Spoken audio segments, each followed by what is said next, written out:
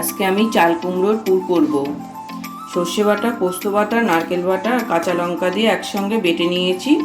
এর মধ্যে নুন, হলুদ, চিনি দিয়েছি। এবার এটাকে ভালো করে মিশিয়ে ওই চাল কুমড়োর মধ্যে পুর দিয়ে ভাজবো।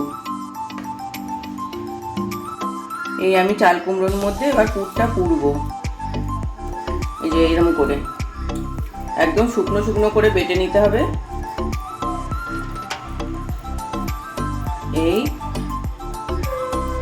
আমি এর মধ্যে পুরটা পুড়ে দিয়েছি। এই যে এবার এরকম করে এক একটা করে পুড়ে আগে সব রেখে দেবো, তারপরে কড়াইতে ভাজবো। এই আমি চাল কুমড়োগুলোর মধ্যে সব পুর পুড়ে নিয়েছি। হ্যাঁ, এবার আমি কড়াইতে তেল দেব। এই চাল কুমড়োর পুর দিয়ে এক থালা ভাত খাওয়া যায়, এত সুন্দর খেতে হয়। আমার তো ভালো লাগে, খেয়ে দেখবেন আপনাদেরও ভালো লাগবে।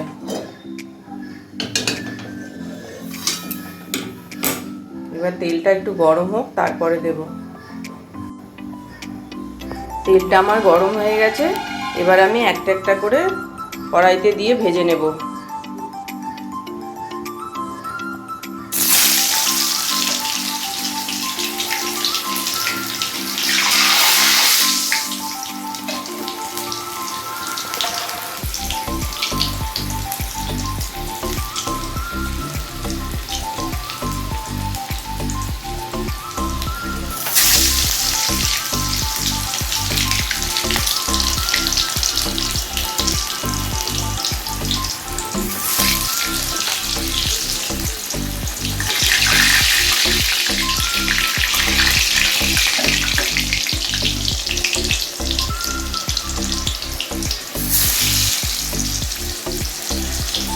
এবার আমি এগুলোকে একটু আস্তে আস্তে কম আঁচে ভেজে নেব।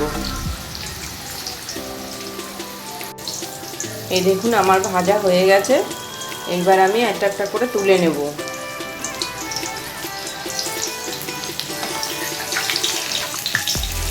একটুও মশলা বেরায়নি, কি সুন্দর ভাজা হয়েছে।